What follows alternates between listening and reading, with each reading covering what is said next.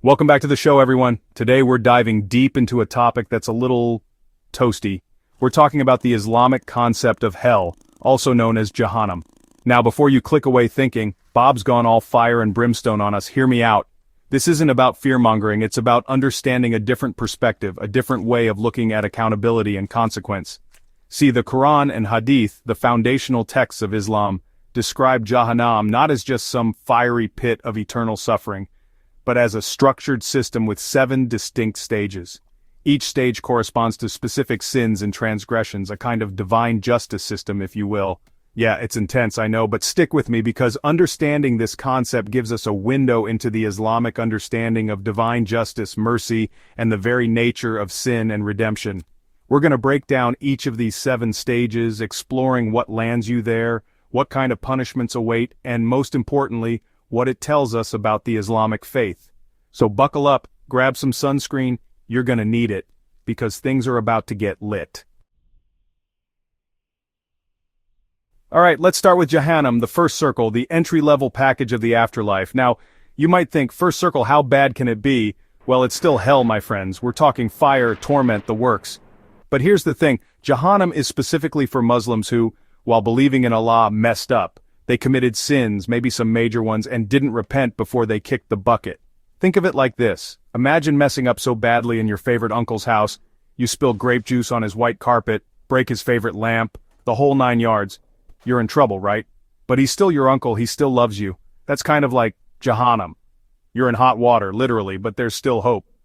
Because of their faith, many in Jahannam may eventually find forgiveness and get a one-way ticket to paradise after enduring their punishment. A kind of spiritual detox, if you will. This is crucial because it highlights a fundamental Islamic belief: Allah's mercy trumps even his wrath. It's like that saying, tough love but still love. Jahannam is a stark reminder that actions have consequences even in the afterlife. It forces us to ask, what are we doing in this life to deserve Allah's mercy in the next? Are we taking our faith seriously, or are we treating it like a get-out-of-jail-free card? Because let's be real, folks, we've all got our own personal Jahannam moments. Those times we messed up, knowing deep down we were straying from the straight path.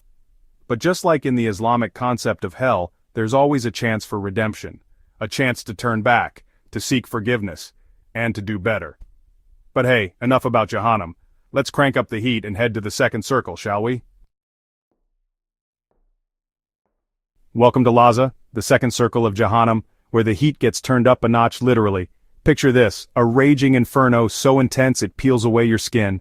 Yeah, not exactly a relaxing day at the beach. The Quran describes it as a fire that leaves nothing of them and spares nothing. Not exactly the kind of spa treatment you'd want.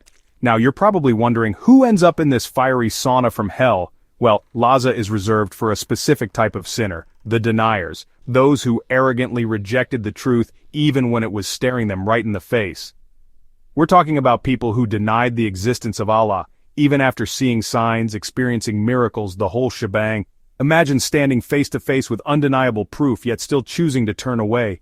It's like watching a magic show, seeing the rabbit pulled out of the hat and still insisting it's all smoke and mirrors. Laza is the consequence of that stubborn denial, a burning reminder of the truth that was ignored. But here's the thing about Laza. It's not just about physical pain. It's about the mental anguish of knowing you were wrong, of understanding the truth too late. It's the ultimate I told you so moment, but with eternal consequences. Laza is a harsh reminder that our choices have weight, that turning away from truth has repercussions. It forces us to confront our own biases, our own stubbornness. Are we open to seeing different perspectives, to accepting truths that might challenge our worldview? Or are we content to cling to our own beliefs, even in the face of overwhelming evidence to the contrary?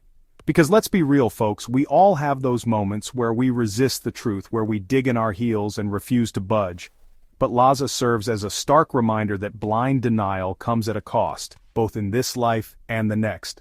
But hold on tight, folks, because we're just getting warmed up. Our next stop, Al-Hutama, is where things get really crushing.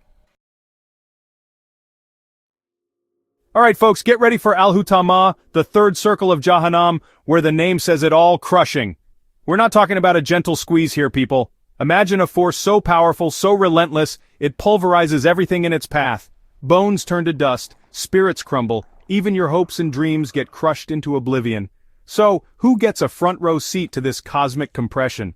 Al-Hutama is reserved for the worst kind of gossip mongers, the slanderers, the backbiters who spread lies and rumors like wildfire. You know the type. They thrive on drama, whispering poison into the ears of anyone who will listen. But it's not just the gossip mongers who feel the squeeze. Hoarders, those who cling to wealth and possessions while ignoring the needs of others, also find themselves in this crushing embrace. See, Al-Hutama is all about consequences. It's about understanding the weight of our words, the impact of our actions. Every lie we tell, every rumor we spread, every act of greed and selfishness adds another layer of pressure in Al-Hutama. Think of it like this. Remember that game Jenga? You pull out one block, then another, thinking you're so clever. But eventually the tower becomes unstable, and boom, everything comes crashing down. That's Al-Hutama in a nutshell.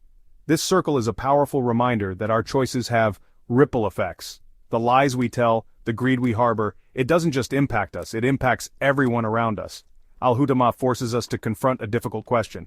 Are we building others up or tearing them down? But hey, we're just getting started. Our next stop? Sa'ir, a fiery abyss that makes Al-Hutama look like a picnic in the park. Buckle up, folks, because we're about to enter Sa'ir, the fourth circle of Jahannam, where the flames are always stoked and the only thing hotter is the rage that burns within. Imagine a raging inferno, a sea of fire so vast it stretches beyond the horizon. Now who gets thrown into this fiery abyss? Sa'ir is the exclusive VIP lounge for those who actively fought against the truth, the ones who not only rejected it themselves but dedicated their lives to leading others astray. We're talking about the ultimate hype men for falsehood, the influencers of deceit, the ones who build their empires on a foundation of lies. Think of the worst cult leaders, the dictators who rewrite history, the con artists who prey on the vulnerable. These are the denizens of Sa'ir, forever consumed by the same flames they use to mislead others. But Sa'ir isn't just about punishment. It's about accountability. It's about facing the consequences of leading others down a dangerous path, of profiting from deceit and manipulation. This circle is a stark reminder that our influence matters.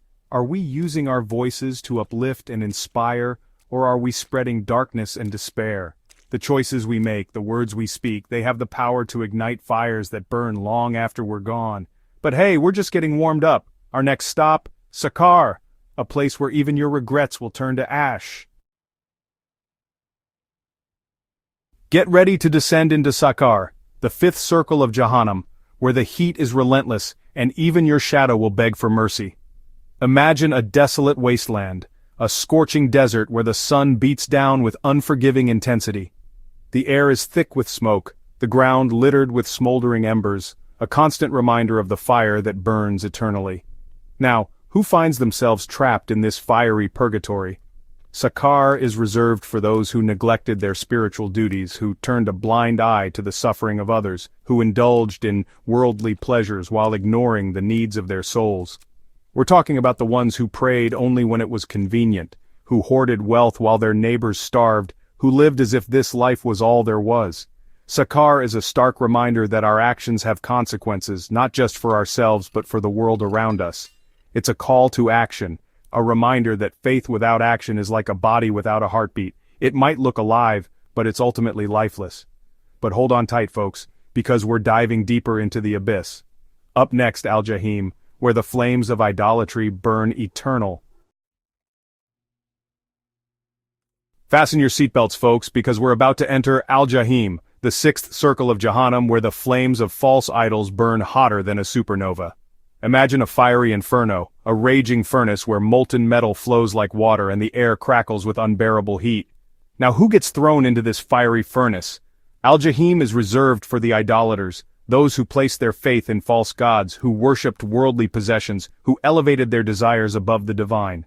These are the ones who built their lives on shaky foundations, who traded eternal treasures for fleeting pleasures.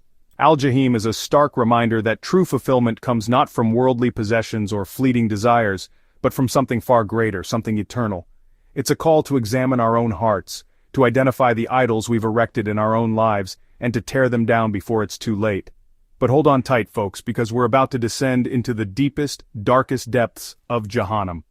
our final destination, Al-Hawiyah, the bottomless pit of despair.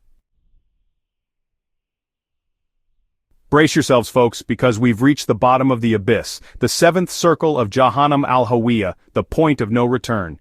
Imagine the blackest hole, a void so deep, so utterly devoid of light and hope, that even the darkness itself seems to tremble.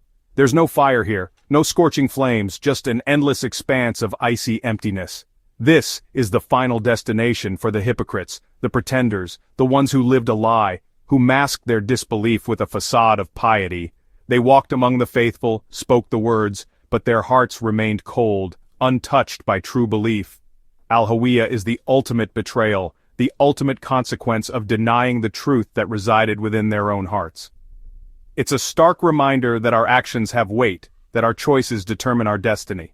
This final circle is a sobering reminder that true faith runs deeper than words, deeper than rituals. It's about aligning our inner beliefs with our outward actions, about living a life of sincerity and authenticity. Al-Hawiyah is a chilling reminder of the consequences of hypocrisy, of the emptiness that awaits those who choose to live a lie. It's a call to self-reflection, to honesty, to embracing the truth that resides within our own hearts. So there you have it, folks, the 7 circles of Jahannam, a journey through the Islamic concept of hell. It's a tough subject, no doubt, but an important one. Remember, these descriptions, while intense, are meant to serve as a wake-up call, a reminder to strive for righteousness and seek Allah's mercy. It's about acknowledging the weight of our actions, the impact of our choices, and the potential consequences of straying from the path. But here's the good news. Islam also emphasizes Allah's infinite mercy, His willingness to forgive even the gravest of sins. The door to repentance is always open, and no matter how far we may have strayed, it's never too late to turn back, to seek forgiveness, and to begin anew. While these descriptions of hell are indeed terrifying, they serve as a reminder of the importance of sincere faith and righteous living. Remember, Allah's mercy is vast, and the doors of repentance are always open. Thank you for joining us on this journey through the 7 stages of hell in Islam.